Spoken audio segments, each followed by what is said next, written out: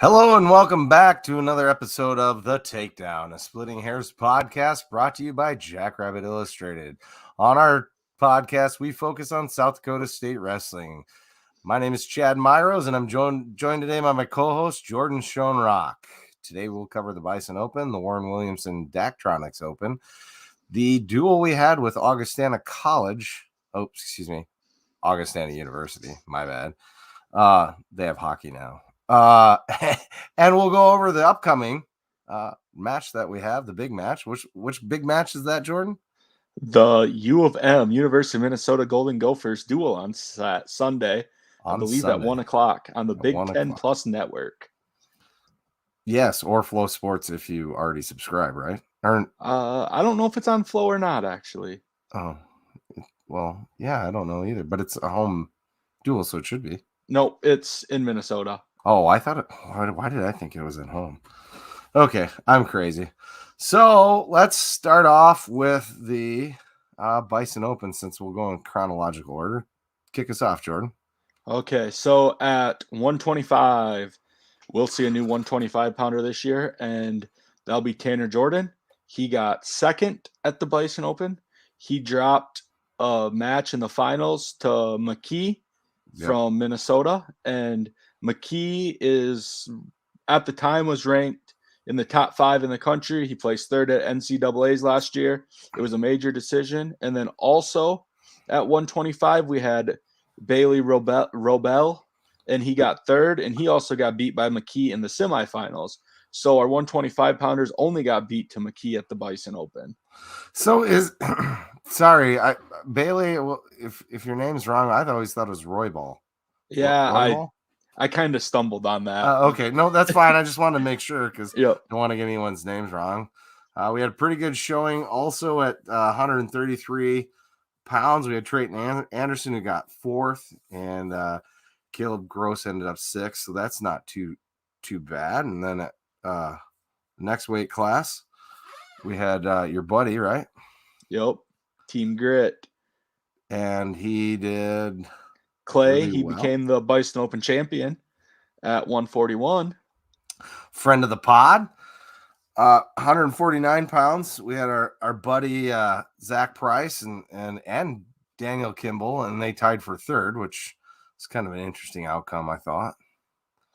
So with that whole deal, they if we come to a placing match, the coaches usually say it ain't worth wrestling your teammates because your it's teammates only going to count against you, basically. Right? Well, in the end, actually, your teammates get thrown out of your record when it comes to seeding and that kind of stuff. They will not take. So it's not worth risking hurting yourself or anything like that if it's a placing match. So you can just double default and there'll be nothing. Well, nothing will go against you or anything like that. Got it. That makes a lot of sense. That's a smart way to wrestle, right? And our coaches always doing the smart things. And we'll see that a couple more times here as we get down into the DAC Open too, I believe. But at 157, Cale Swenson, he's a redshirt freshman. He placed 3rd. And then Jack Thomas and Kenny O'Neill, they also defaulted out for 5th place against each other. Yeah, similar deal with Jack Thompson and Kenny O'Neill. Yeah. And then at 165, we have Connor Gaynor, and he got 5th, which is pretty good. 74 has me a little concerned. Go ahead, sorry. At 174, we have Cade Devos. He ended up injury defaulting out of the championship match. Got a little dung up. I have not talked to anybody this week, but I know the expectations were that he'll be good to go after sitting out last weekend, hopefully. Did you happen to hear what was it, a knee injury or I believe it was a shoulder injury. Shoulder injury. No injuries in wrestling are any good, but shoulders are particularly bad. And so he got 2nd, and at 184 we had Tate Batani and Sam Krueger, and they tied for 3rd, and Jacob Schoen got 5th. And just a little fun fact I'll throw in here because why not? I got a polite card from Sam Krueger, a thank you for donating card. and it was sent to my wife, actually, whose name is Samantha, and her maiden name is Krueger. So it was Sam Krueger telling essentially Sam Krueger, thanks for the donation. So it's kind of funny. Anyway, I thought so. Are they related at all? Oh, no, it's a different spelling. Hers is It's a different spelling. Kroeger. I'm sure it's both German.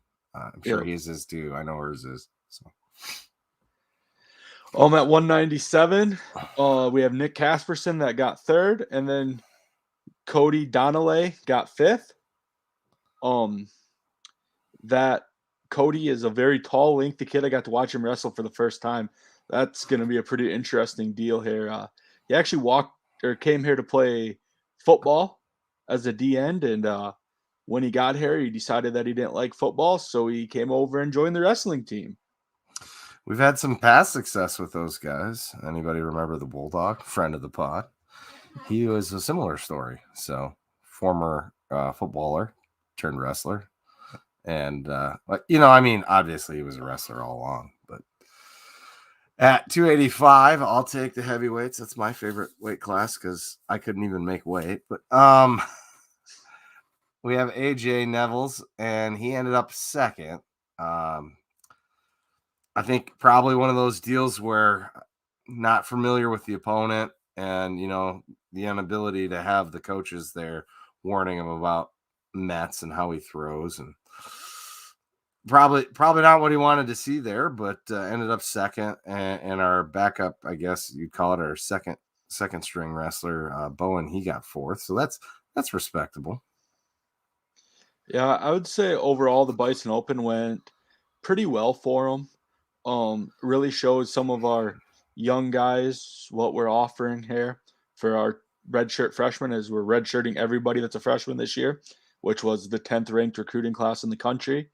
I know a couple of them had bad matches or bad weekends as their first ever competition, and they definitely bounced back during the DAC Open, and we'll talk about them some more there.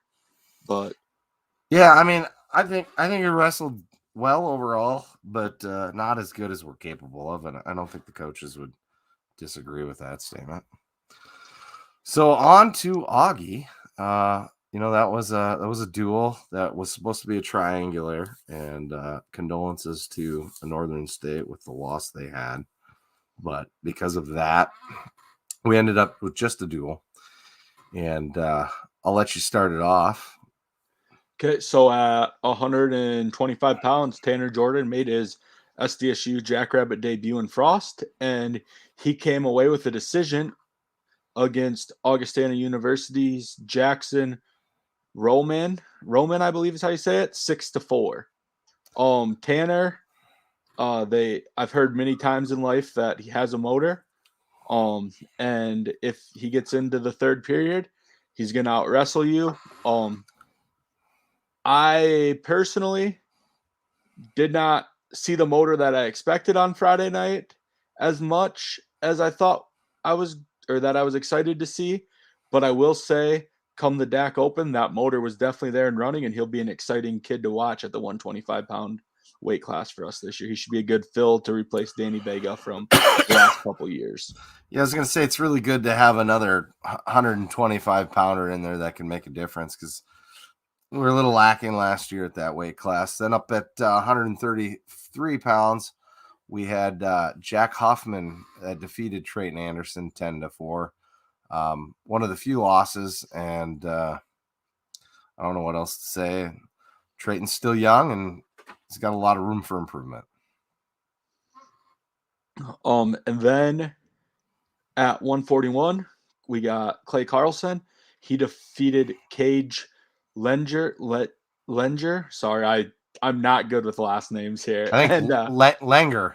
Lenger. And he pinned him in 3 minutes and 44 seconds. When we had Clay on the show, he said he wanted to score 10 points every match.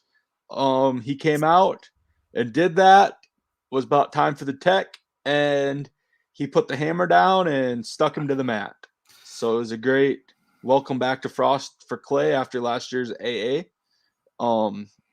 All-American and national tournament run that he had. What we really should have done when we had him on the pod is convinced him to just wear that mask all the time because that thing's awesome. The Darth Vader mask. The Darth Vader mask. Big fan. After that, as our 149 pounder, we had Zach Price, and he got his pin at 5 minutes and 40 seconds. I guess that's pretty much what we expected to see there. And yeah, I mean, we're wrestling a D2 school, which doesn't mean they're really worse. They have some real good guys too. It's just on average we should be better, and I think the results speak for that. So, at 149 pounds, Price has not had the best year yet this year, and he's getting there, as we'll talk later on. He's really still growing into that 149 pound match. So as fans, don't think Zach Price has lost it yet. We're just getting him, or he's just getting himself situated and learning that heavier weight. Quite a few of our guys move up, and there's going to be some growing pains with that. So, at 157, we had Kenny O'Neill. He defeated Tyler Wagoner 7-0.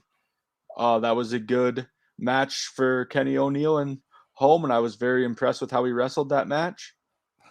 And I'm glad you let me have the next one, because who doesn't love to see Tanner Cook throwing guys around, getting pins, of course, as he always does. It's a thing of beauty.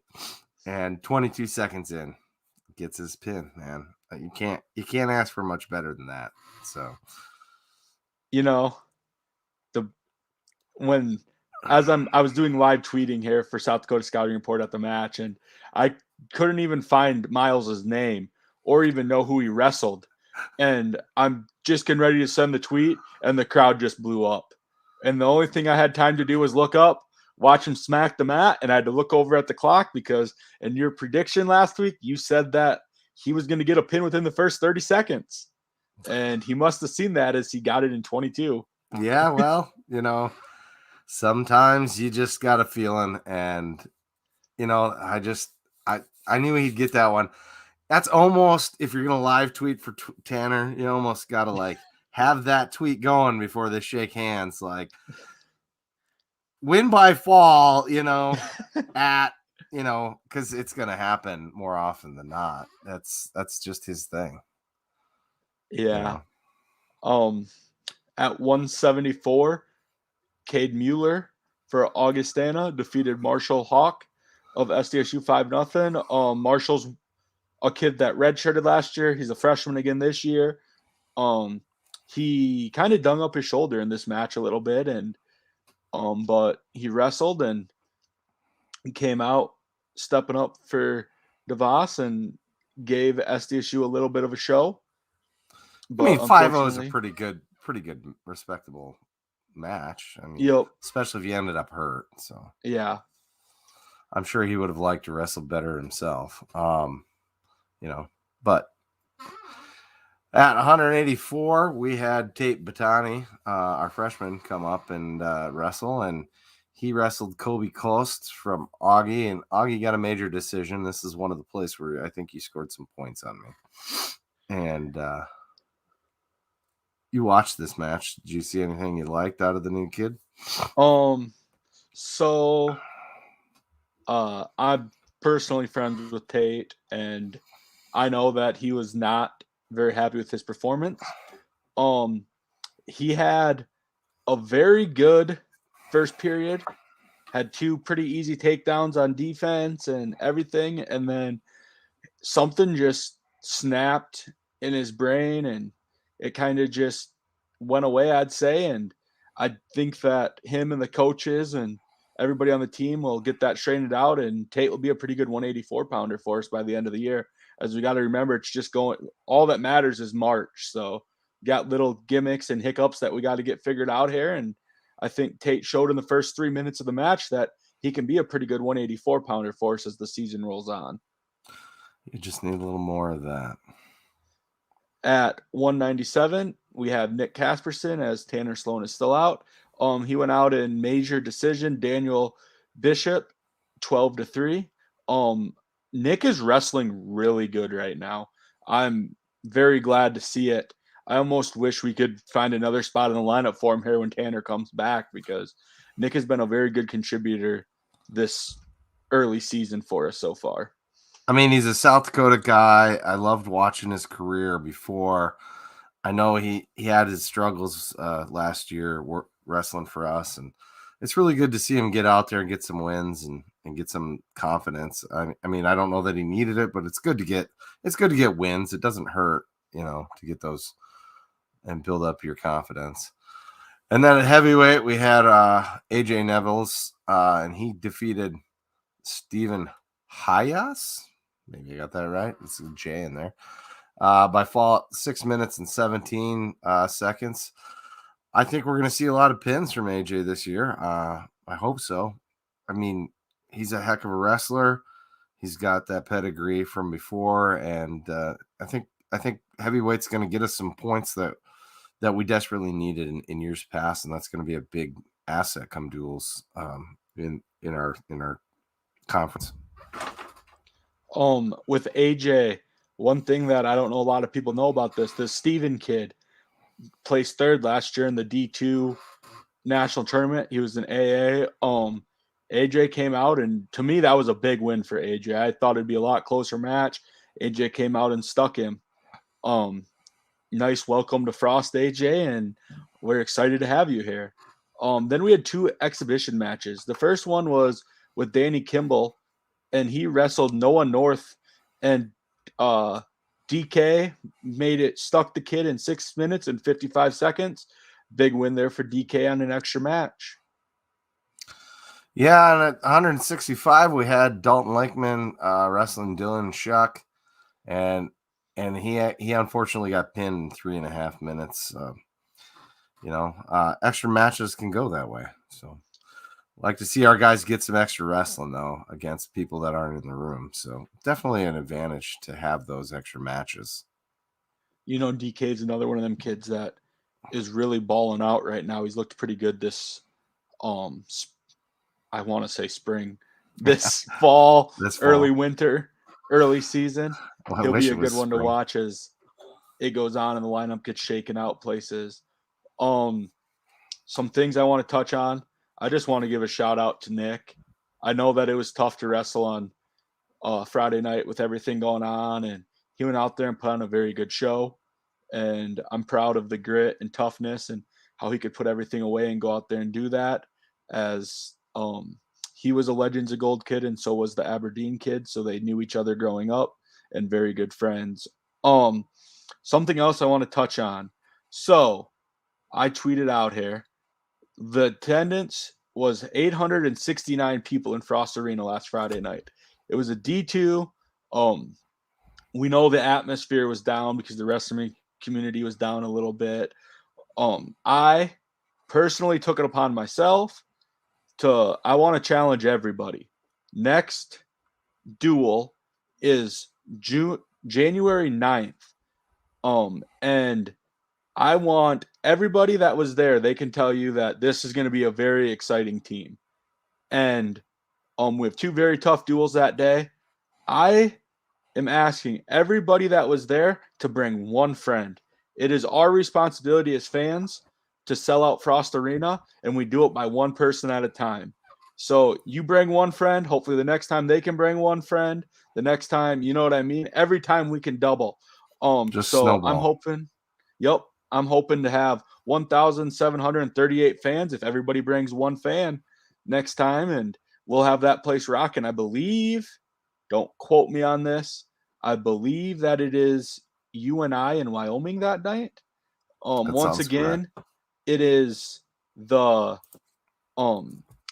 students are just moving back in that day, so there's not going to be a huge student section. So we need the crowd and the adults and the kids to show up and bring that amazing atmosphere for us. Yes, we'll wrestle Wyoming at 12:30 and UNI at 2:00 on January 9th. It's a Sunday.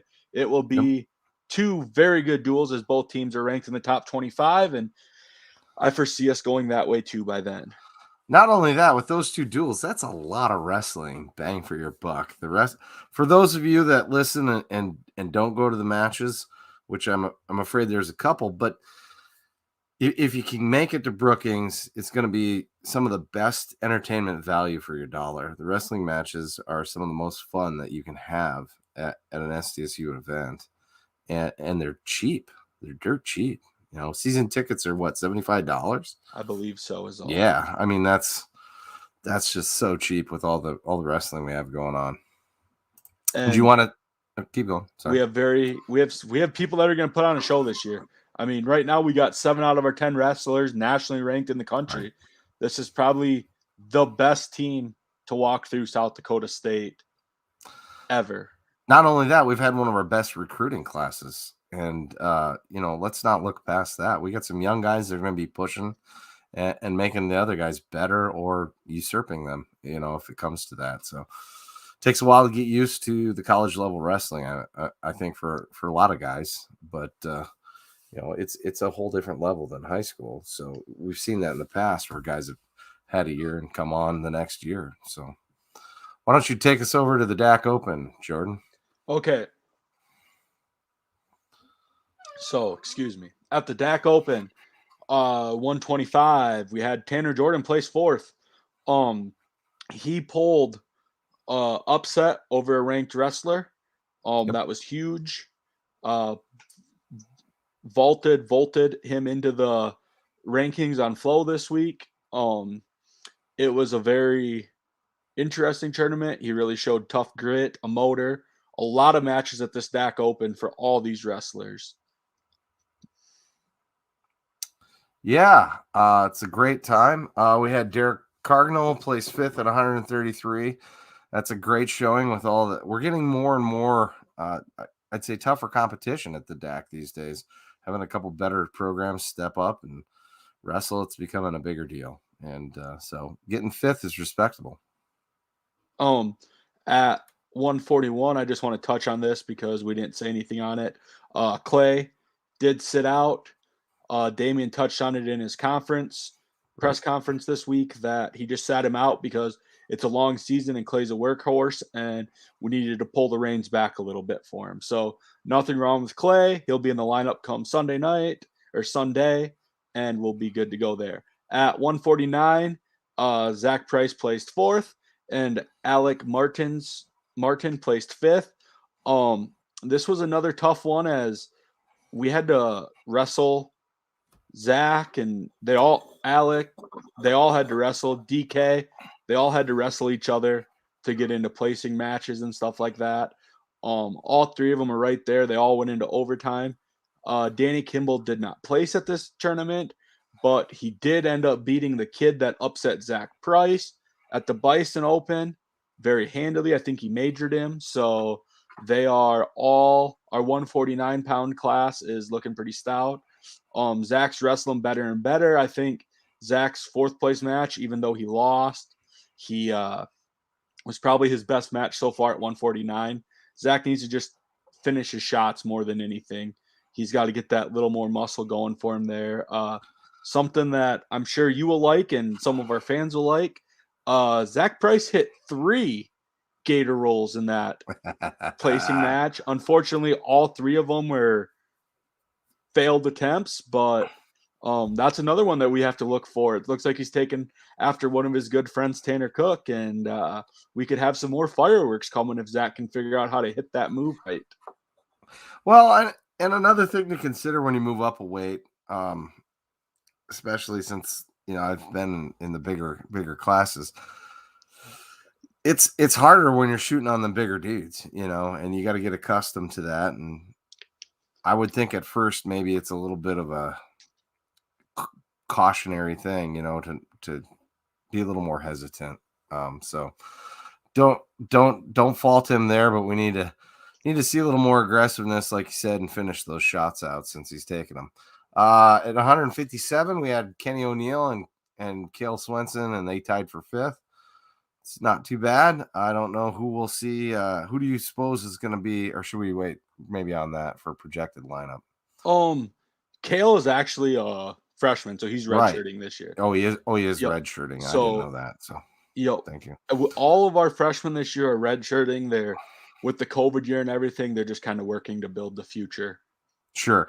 And the guys from last year, there's going to be some dudes that took COVID years, right? So they're going to get one extra year of wrestling, right? Yep. There's a So that lot. There's a lot of them that we could see for another year that we thought were going to be done after this season. right. So that's not terrible for us. Nope. At 165, Tanner Cook got sixth. He in the NCAA's, I believe it's 6. Is it 5? He got fifth, Oh, right? Tied it's for fifth. he had to forfeit his fifth place match due Oh, to too many matches that had already been wrestled on the day. I that's what think you were it's saying. 6. That Right, was going to be a right. seventh Yeah. place match. Nothing to really worry about. Well, little concern. Tanner dung up his ankle the first match of the day. I think it was 4-3 to NDSU match. He wrestled 5 more matches on it after that. You could tell that he was favoring a little bit, but he'll be good to go. He got a couple more pins. He's the Tanner Cook that we're all used to seeing, where he's going to be just fine. He took 2 losses, but I think both of them losses are matches that are going to get revenged when we face them again, as one was to Iowa State and one was to NDSU.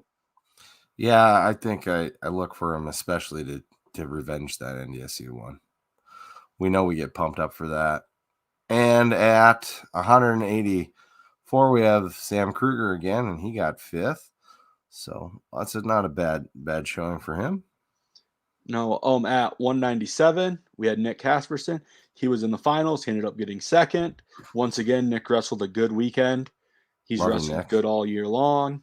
I'm excited to see how he continues to fill in. And then we wrestled Bone McConville at heavyweight. I guess we say 285 these days. And he got fourth, which isn't too bad. Why don't you take us over to the next segment? We're going to talk a little bit about our projected lineup where we wrestle number 15, Minnesota.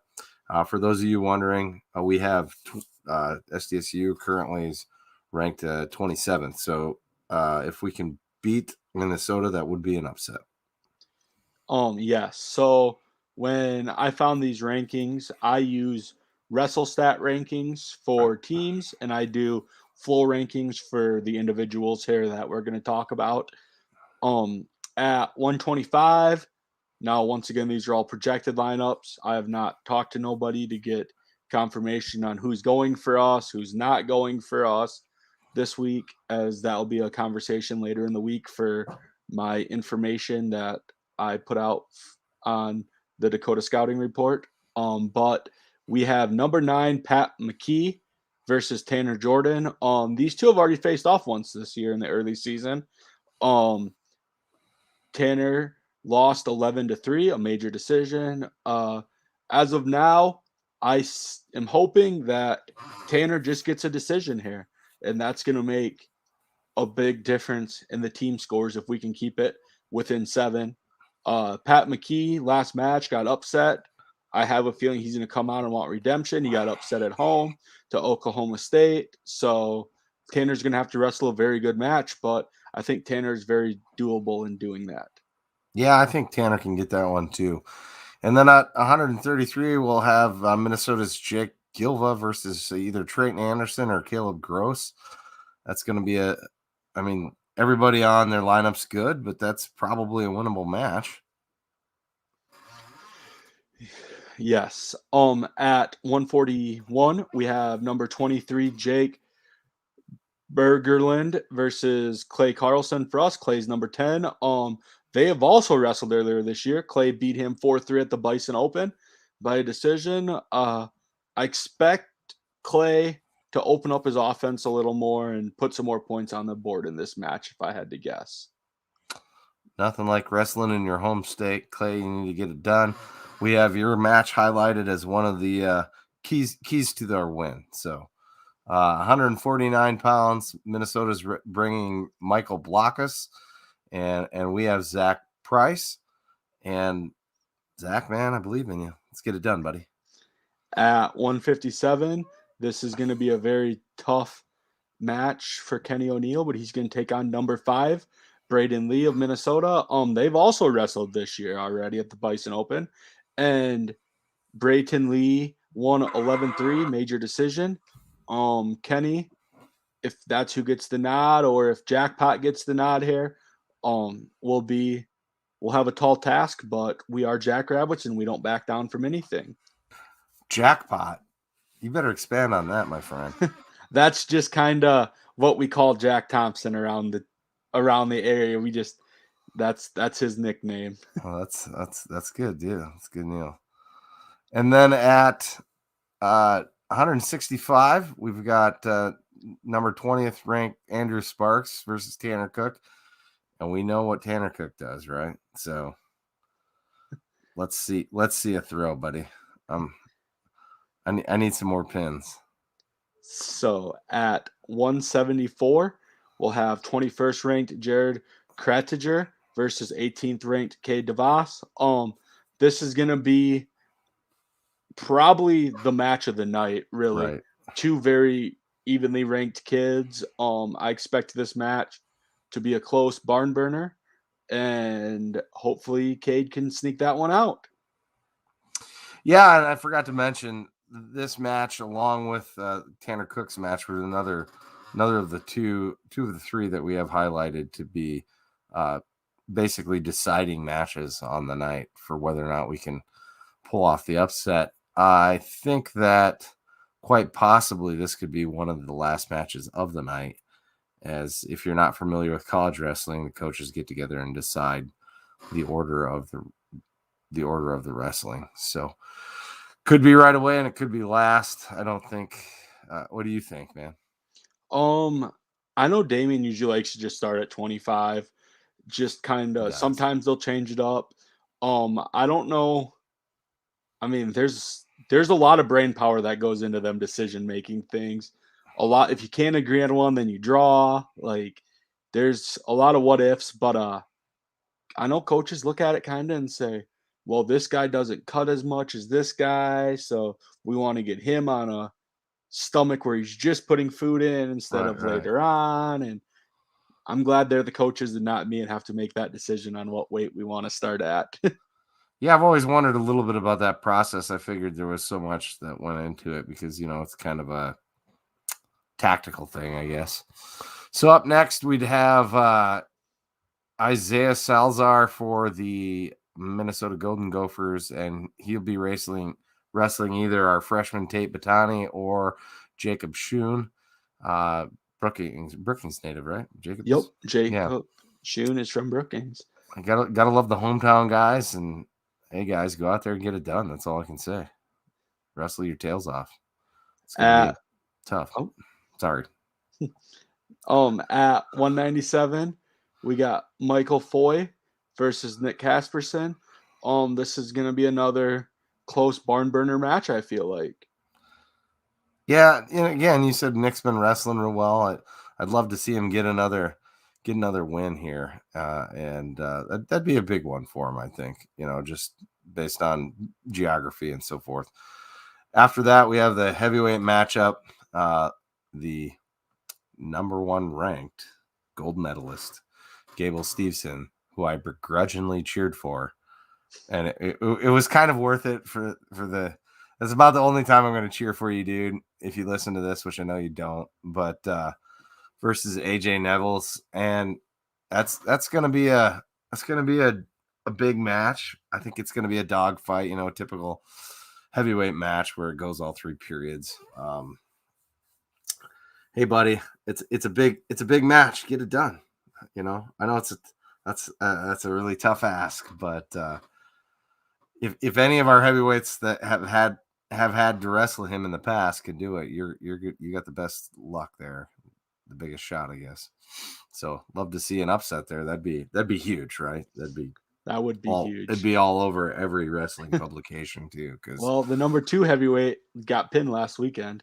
Princeton pinned the Iowa kid. Yeah, yep. I saw that. So it can happen. Everybody has an off day or quote unquote gets caught. It does happen. It sure wouldn't hurt his rankings if that were to happen. And you want to talk about the last duel they had there quick? Yeah. So Minnesota just dueled Oklahoma State last weekend. It was 23-10. That was in Minnesota. I feel like Minnesota's gonna come out with a chip on their shoulder. They got upset at both 125 and 49 last weekend. These kids are gonna come out. We're gonna have to be ready because they're gonna punch us in the mouth.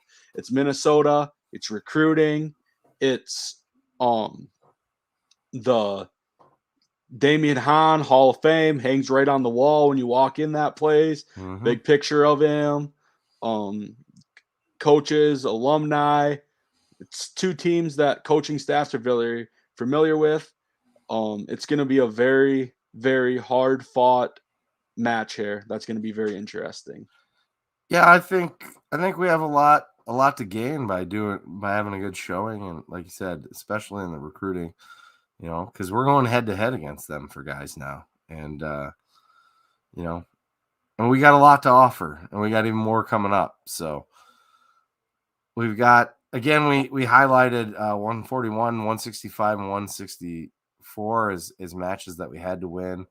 Swing matches would be 139, 149, 97, and 84. And we really need to keep 25, 57, and heavyweight close. That bonus points are going to be key. We got to take them where we can get them. And hopefully I didn't steal too much of your thunder there. But, yeah, definitely always score, right? Score early, score often. There's nothing wrong with getting points on the board.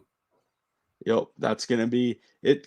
This, according to WrestleStat, this throughout the season so far, we've been tied with them. We've been down by a point with them. We've lost by 6 points to them. As if anybody doesn't know, WrestleStat kind of does a projection of every duel, so you can see who they think is going to win, what the final score is, all that kind of stuff. It comes down to everything, and it's going to be bonus points. And speaking of that, we had some predictions on our last duel, and I didn't use WrestleStat for the record, and I am aware of it. I don't know if you did, but how'd that fare? Why don't you run through that for us? So, at our last duel, the final score was SDSU 34, Augustana University 10. We're kind of doing a fun little thing here where we get points for everything. If we predict the final score perfectly, we get a 10-point bonus. Neither one of us did that this time. Chad predicted it 45-0, and I predicted it 36-3. Yeah, and honestly, you're closer than I am. I was a little too homerish, maybe, but I mean, we had the opportunity, and I think that, I mean, there was some things that we thought were going to happen, a couple matches that we thought were going to happen that didn't happen because we did make these picks right as the Northern news was breaking and that kind of stuff. So it kind of made us just guess a little bit on our lineups and stuff like that. But so if you predict the winner correctly, you get 1 point, and then if you predict the major, the decision, a tech, or a pin correctly, you get another point. So at 125, we both got 1 point. At 133, I got 2 points.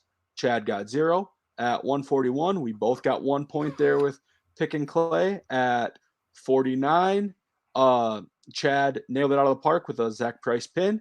I had Zach Price by points, so I only got 1 point. He got 2. At 57, we both got 2. At 65, we both got the Tanner Cook pin correct. At 74, we both got 0 points there.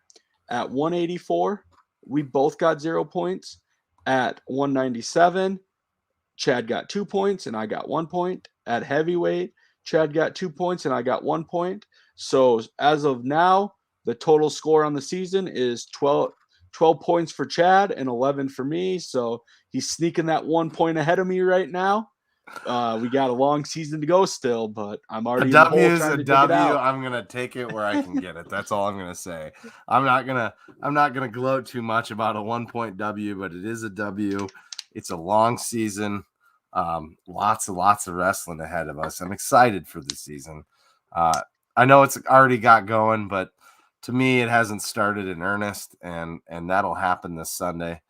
Yeah, and I can't wait to see the results, because I think we can show out pretty well.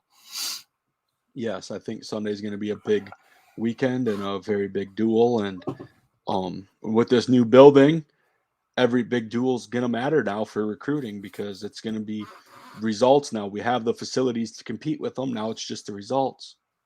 And we got a bunch more money in on the Frost Arena renovation this last week too. So that's some big-ish news for the wrestling program. It does affect them, not as much as the room, but that's big news as well. For those of you that didn't know that, feel free to look it up. It's out there on the Google machine. Well, speaking of giving big money out, usually every week we touch on Track the Jack. Yes. But unfortunately, unfortunately for some of us, those of us that were spending a lot of their money. Yeah. Fortunate for Heidi, Heidi Stephenson took home the Track the Jack jackpot. She drew the Jack of Clubs here a couple weeks ago or a week ago or whatever, and she took home $6,137. So that was a good thing. As a fan, I just want to say thank you to everybody that donated to help make the JWC a better place and a better deal for all of us, as I know they have big things in store here for the JWC as it comes up, or as the seasons go on and U23s and that kind of stuff will start rolling around again.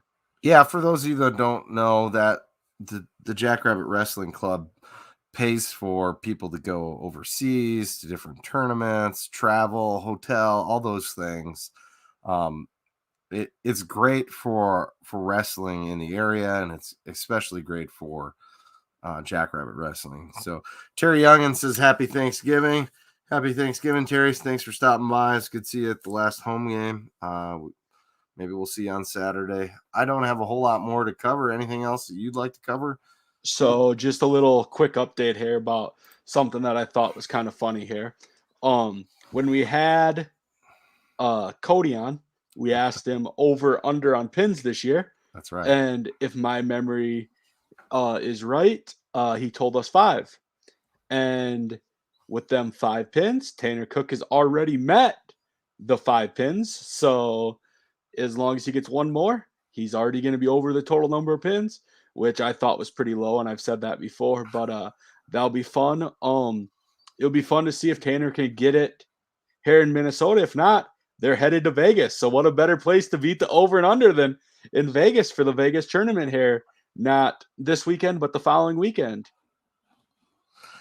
Do you suppose that was a little motivational technique by the coach there? Oh, I don't think you can get that many.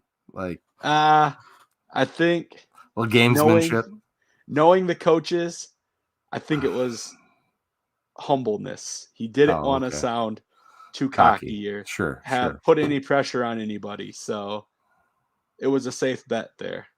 I think a safe bet's to add 5 to that total. I'd take the over on that too, honestly. I think he's got another good 5 or 6 in him. So, well, if there's nothing else, I'll let you go. And it was great talking with you. We'll one other shout out: Rabbit Rant uploaded a new podcast of their own the other day, so go check that out. Marty Mueller and Luke Zilverberg, they do an excellent job and have a little bit different format and style than we do from time to time, especially in the season. So go give them a listen. They're out on Spotify, Apple, anywhere you get your podcasts. We're lucky. We have two podcasts for our program going right now, and for wrestling, that's fairly uncommon for I guess a market like ours, if you want to call it that. We have great wrestling support. Our fans are very rabid, and I think we need to see more of that in Frost for the next home meet. Like Jordan was saying, get there, get your butts in the seats, and get loud. As I'm gonna say, it starts with one friend. It all starts with us. Everybody bring one, and we'll just continue to grow it. And if they get to see the atmosphere, they're gonna want to come back. So it's pretty easy sell once you've gotten them to go. buy the ticket. It's cheap. And I was gonna say, I think it's cheaper than the movies nowadays, anyways. So It is cheaper than the movies. Hey Terry, our next home duel is January 9th at 12:30 against Wyoming, and then 2 p.m. against UNI.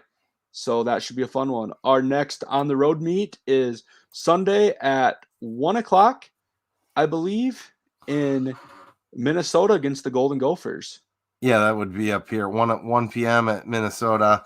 The Cliff Cleans are after that Friday, December 3rd through Saturday, the 4th, excuse me.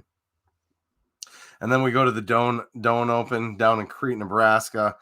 We do wrestle at Nebraska, which is within driving distance if anybody wanted to go. That's a 2 p.m. match on a Saturday. That's definitely doable. The unfortunate thing is if all things go right, we'll probably still be playing football at that time. And then the Midlands and the Southern Scuffle are right on their heels. And then after that's when we have our next home meet. So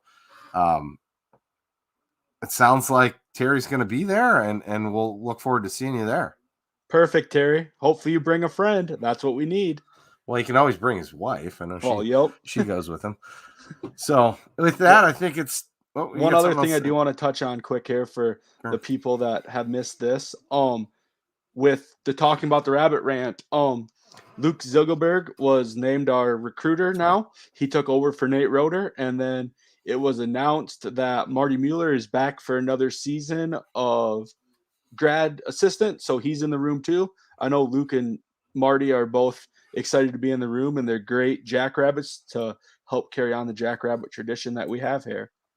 Well, thanks to those of you that caught us live. If you're not watching us live, then thanks for listening to us on whatever podcast platform you listen to. And with that, I think we need to get jacked on 3. 3, 2, 1. Get jacked. Get jacked.